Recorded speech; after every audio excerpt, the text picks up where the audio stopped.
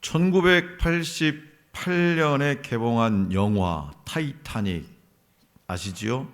타이타닉 너무나 명작이었습니다. 타이타닉 하면은 딱 생각나는 게 막 이거죠.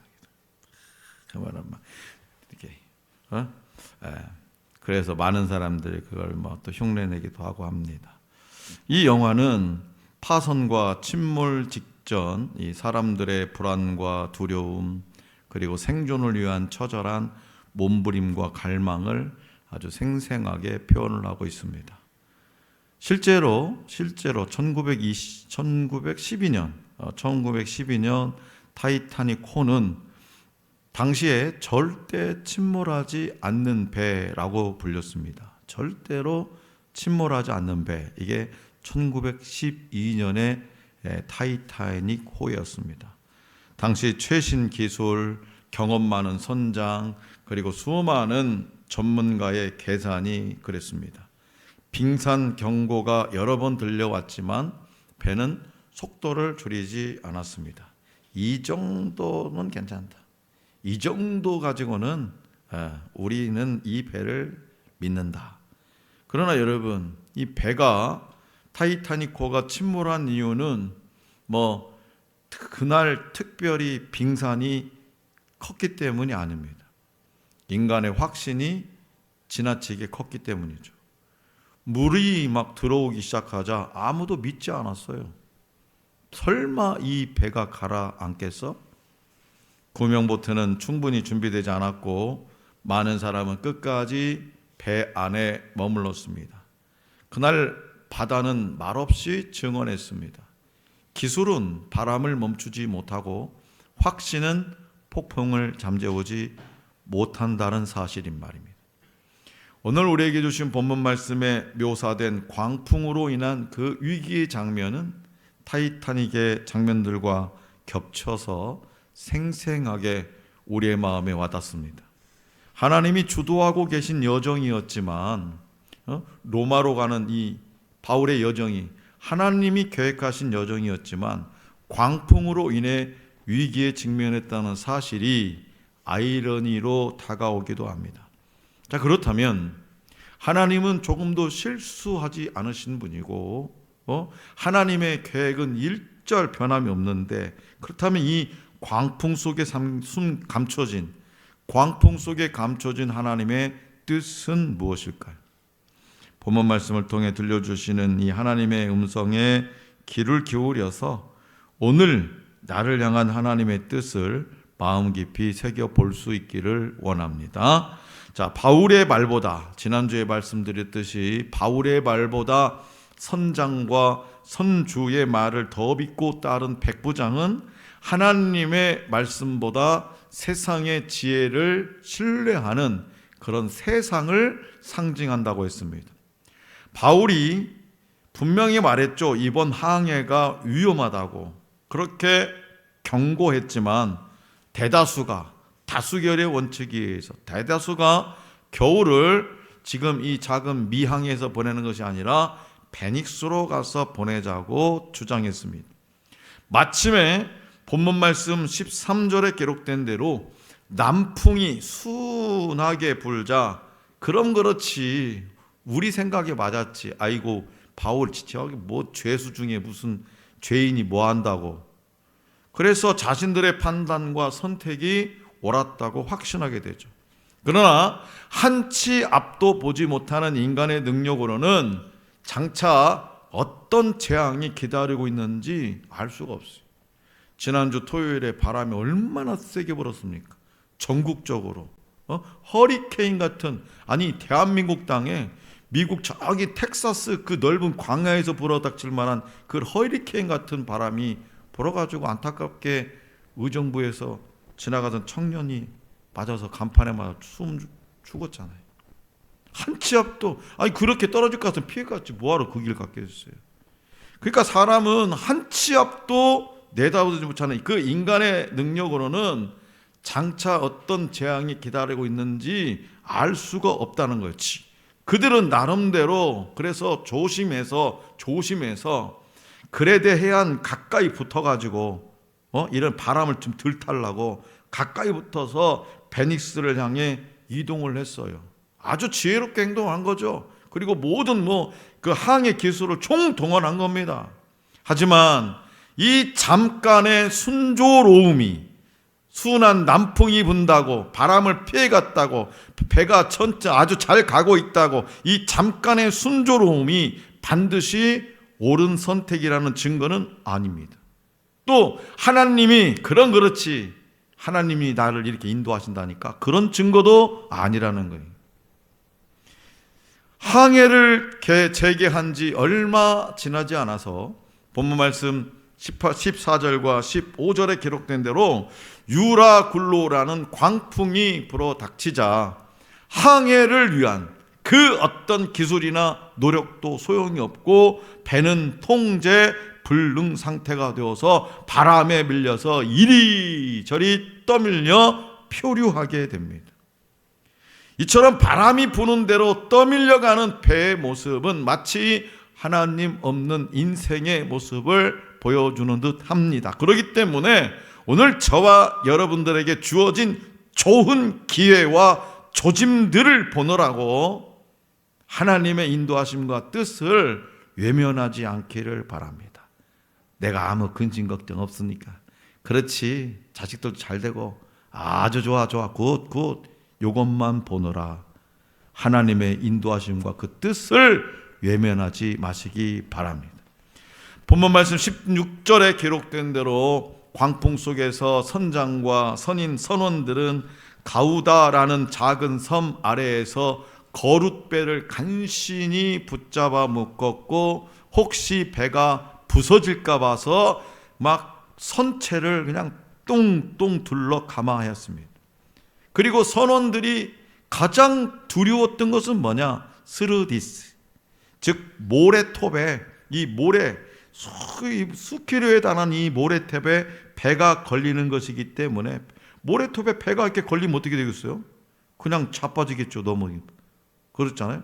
그래서 배를 가볍게, 조금이라도 가볍게 해가지고 이 모래톱에 걸리지 않고 뜨게 하기 위해서 배에 있는, 처음에는 연장을 버리고, 아무래도 안 되겠다, 그래서 이튿날에는 또 배에다 실었던 화물을 갖다가 그냥 바다에다 집어 던지고, 그래도 불안하니까 사흘째는 3일째는 뭐예요? 최후의 보루인 항해 기구들, 배에서 항해를 필요한 모든 기구들을 전부 다 갖다가 다 막 버리는 거예요. 그리고 여러 날 동안, 그뿐만 아니라 여러 날 동안 이제 광풍이 불어대자 별자리를 보고 배의 위치를 파악하고 방향을 잡았던 뱃사람에게 별을 볼 수 없는 상황은 좌절 그 자체였더라는 겁니다. 좌절. 그들은요, 자신들이 신뢰했던 것들을 결국 다 버려야 했습니다. 자신들이 신뢰했던 경험이나 지식이나 그 다음에 도구나 모든 것들을, 자기가 있는 모든 것들을 다 바다에 던져야 됐어요.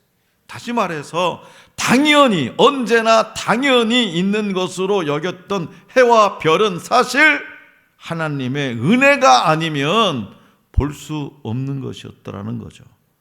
이처럼 하나님을 인정하지 않는 이 세상의 지혜를 의뢰하는 자들에게는요, 구원의 소망이 없습니다.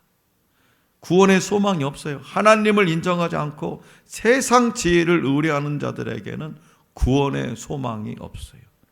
여러분들 TV 채널을 이렇게 막 돌려보면요, 저는 TV를 뭔가 하나 집중해서 보는 것보다도 0번부터 990번까지 막 이렇게 하나씩 올리는 건데, 그런 재미로 내가 요새 살아요. 보면은 쭉 보면은 그 중에서 STB라는 방송이 있어요. 보셨어요? ST 방송? STB 종교 방송입니다. 기독교 방송, 불교 방송, 카톨릭 방송, 원음 방송 다음에 STB가 나와요. 상생 방송.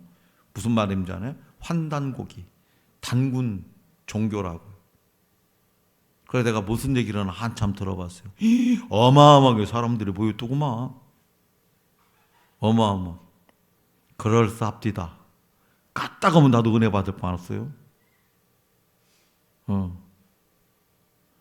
이게 완전, 이게 지금 세상이요, 갔다가 뭐 진짜 은혜 받아가지고 그냥 옆길로 갈 수밖에 없는 상황에 놓여 있단 말이에요. 그러니까 우리는 하나님을 인정하지 않는 이 세상의 지혜를 의뢰하는 자들에게는 구원의 소망이 없습니다.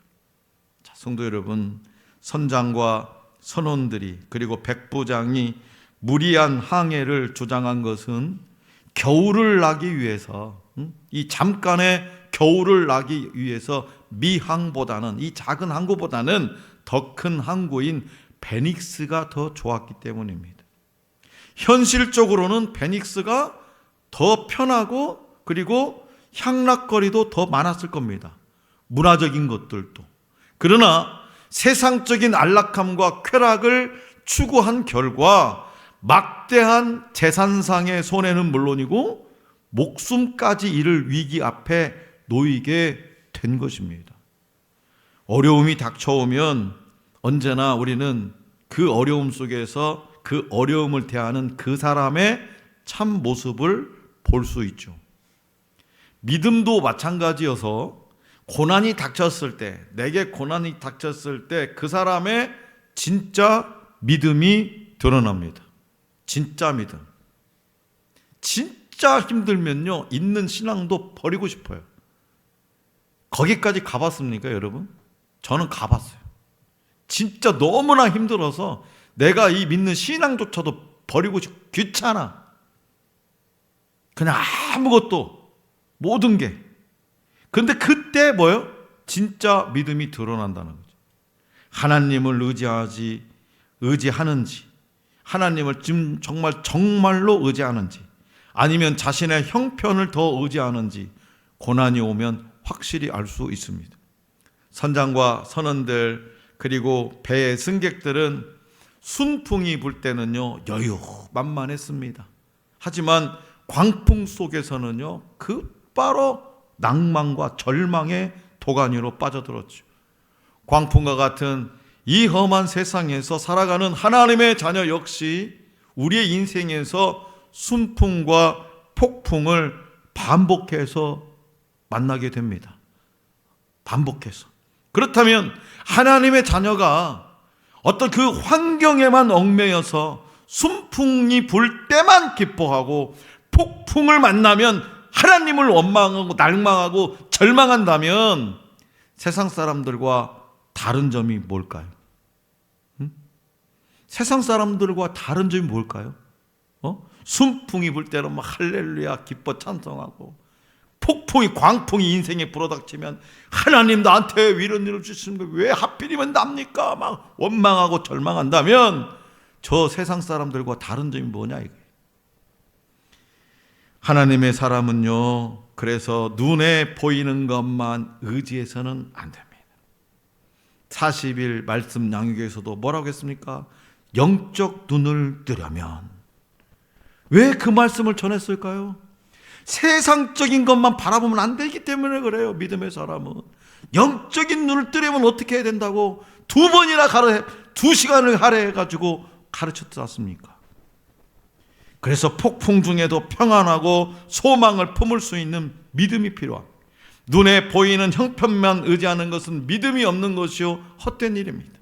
하나님의 사람들은요 형편보다, 지금의 어떤 형편과 환경보다도 하나님의 말씀을 더 믿어야 됩니다.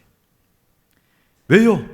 하나님의 말씀은 언제나 형편과 환경을 이기기 때문이죠. 우리가 살아가는 세상은요 하나님의 말씀으로 지어졌어요. 하나님의 말씀으로. 그렇기 때문에 그 어떤 순간에도 하나님의 말씀에 믿음의 근거를 두고 세상을 이겨낼 수 있기 때문입니다.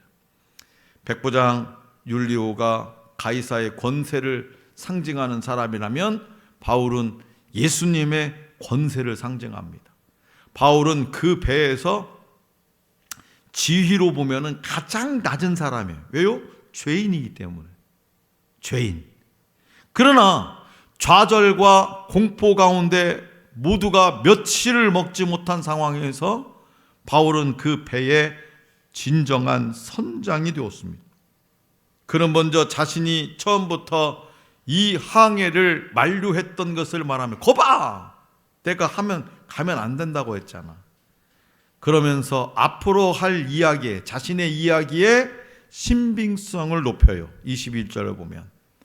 이어서 바울은 절망에 놓인 사람들을 향해서 이 배는 잃지 않겠지만, 이 배는 잃어버리겠지만, 부서지겠지만, 사라지겠지만, 여기 있는 사람은 아무도 죽지 않을 것이라면서 위로의 말을 전합니다.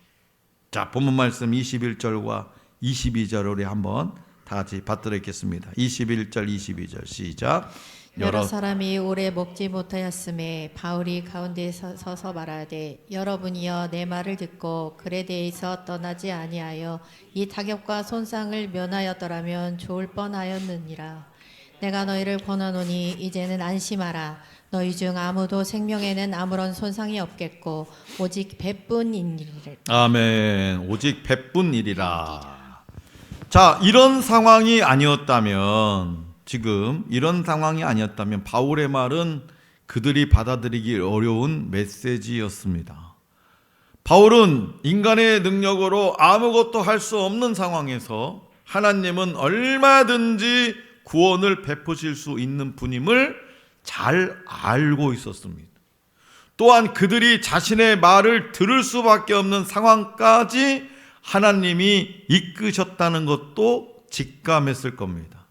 스스로를 구원하고자 몸부림쳤던 사람들은 공포에 들려 있었지만 바울은요, 유일한 구원자이신 하나님을 믿고 있었어요. 그렇기 때문에 바울은 담대하게 말씀을 전할 수가 있게 되는 거죠.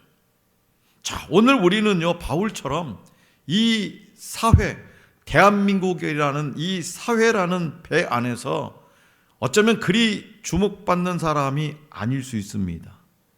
그러나 하나님은 우리를 다스리는 자로 세우시고 능력을 주십니다.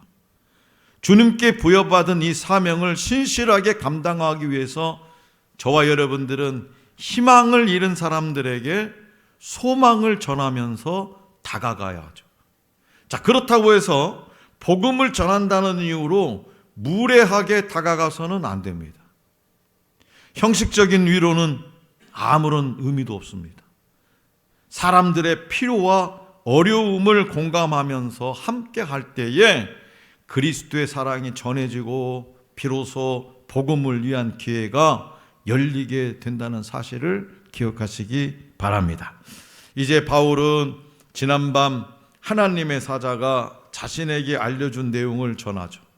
그가 가이사 앞에 서게 될 것이고 함께 항해하는 자들을 모두 그에게 주셨다는 겁니다. 본문 말씀 23절에서 26절입니다. 23절에서 26절 다 같이 시작.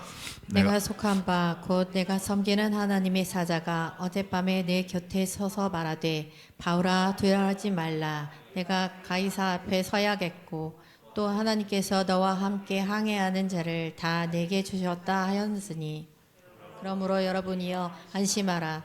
나는 내게 말씀하신 대로 되리라고 하나님을 믿노라. 그런즉 우리가 반드시 한 섬에 걸리리라 하더라. 아멘.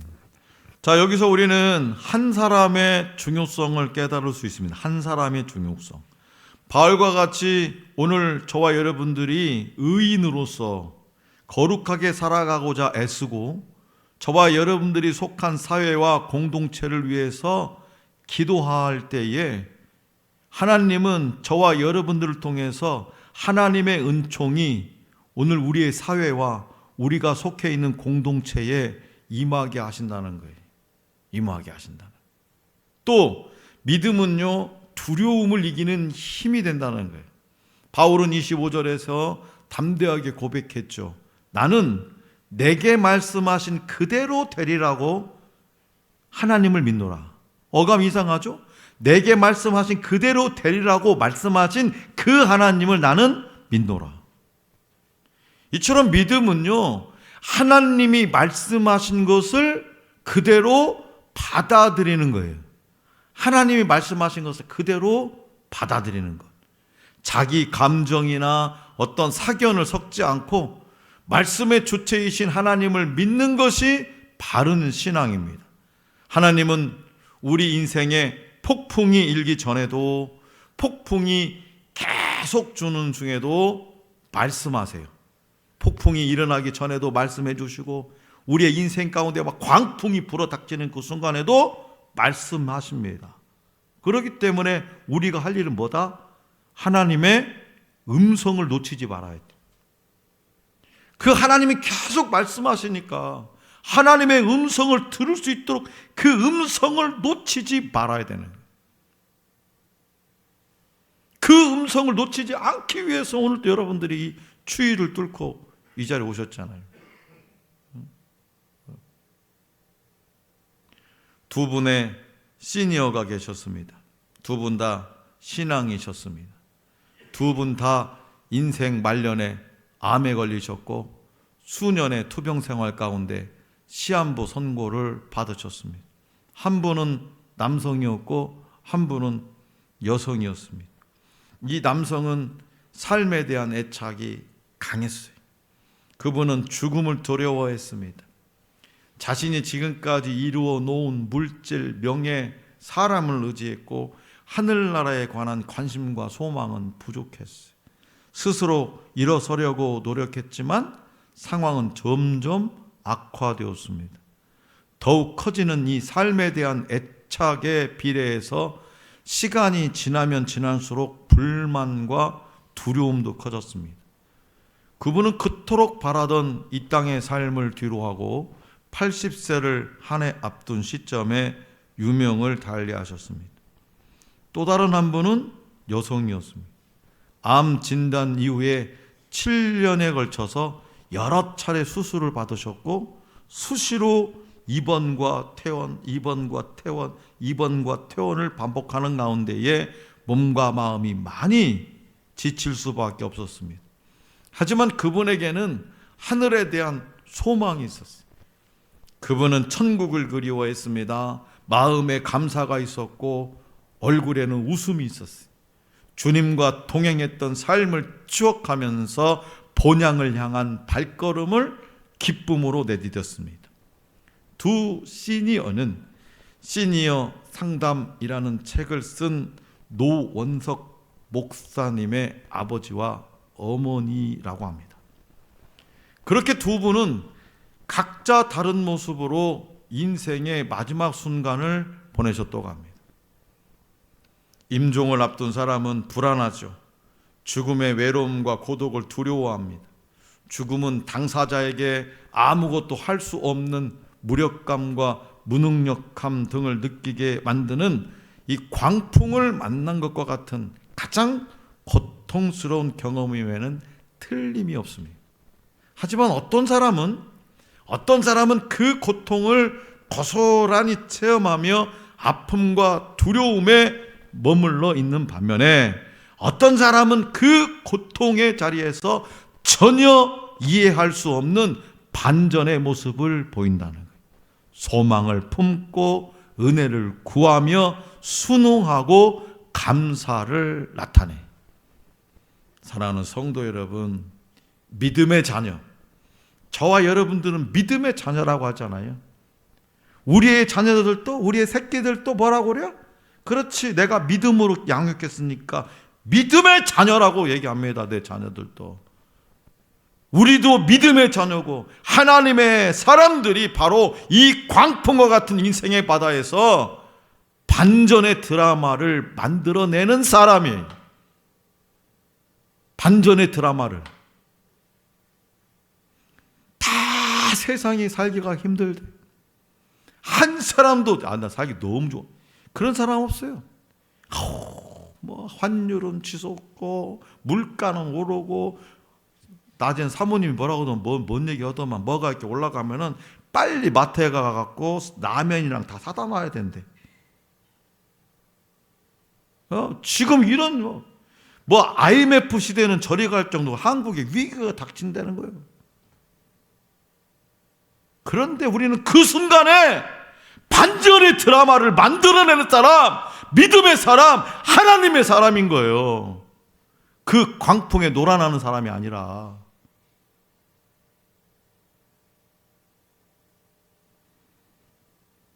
자, 우리의 인생에서 만나는 광풍은요, 인생의 주도권이 내게 없음을 일깨워주는 겁니다. 인생의 주도권이 내게 있는 거 아세요? 아무리 내가 머리를 쥐어짜고 해도 내 인생의 주도권은 내 것이 아니고 하나님 손에 달려있다니까. 내가 그렇게 지독하게 정말로 박박 껴서 살려고 발버둥 쳐도 하나님이 오늘 밤에 내 목숨을 취하면 아무 소용이 없는 거잖아요. 그거 알면서, 그럼 오늘 저녁에도 할렐루야 아멘, 하나님 말씀이 맞습니다, 그래요, 아이고 죄송합니다. 그리고 또 문 밖에 나가면 환율이 또 올랐다. 환율이, 물가가 또 올랐디야. 월급만 안 오르고 다 올랐디야. 세상 어떻게 사냐. 안 믿는 사람하고 다를 것이 뭐 있냐 이거예요. 안 믿는 사람하고 다를 것이 뭐 있어. 우리는 반전의 드라마를 써내리는 거예요. 오늘 저녁에는 웅이집에서 식사했습니다. 집사님은 이런 저녁했습니다. 다 올랐다고 집사님 그러더라고요. 그러니까 집사님 7,000원 받아가지고 어떻게 해요. 아니면 이 젓갈도 막 3배로 올랐대요. 오징어 젓갈 다음부터 조금씩만 먹어가면 속 없이 막 먹지 말고 3배씩 올랐다는 거예요. 그래서 집사님 7,000원 받아가지고 아주 괜찮습니다, 목사님 충분합니다, 할렐루야. 그리고 상도 줬대야. 시청에서 시장님이 착한 가게라고 감사패. 자, 인생의 주도권이 내게 없음을 일깨워준다. 광풍 속에 감춰진 하나님의 뜻입니다. 또 내가 붙잡고 쌓아둔 것이 위기에서는 아무 유익이 되지 못할 뿐만 아니라 도리어서 나를 해롭게 하기 때문에 다 버려야 한다는 것을 알려줘요. 뭐 움켜잡고 있습니까? 통장에 돈 많이 있습니까? 명예 있습니까? 재능이 있습니까? 내 인생에 광풍이 불면 어떻게 해요? 필요 없어요. 다 버려야 돼. 다. 그러므로 인생에 광풍이 닥칠 때 모든 주도권을 하나님께 맡기고 오로지 하나님의 도우심만을 구하며 인생의 항해 끝에 이르기를 원합니다. 폭풍이 위험한 것이 아니라 하나님의 말씀을 듣지 않는 귀가 위험한 것임을 마음 깊이 새겨서 솔로몬처럼 듣는 마음을 사모하시기를 간절히 기원합니다.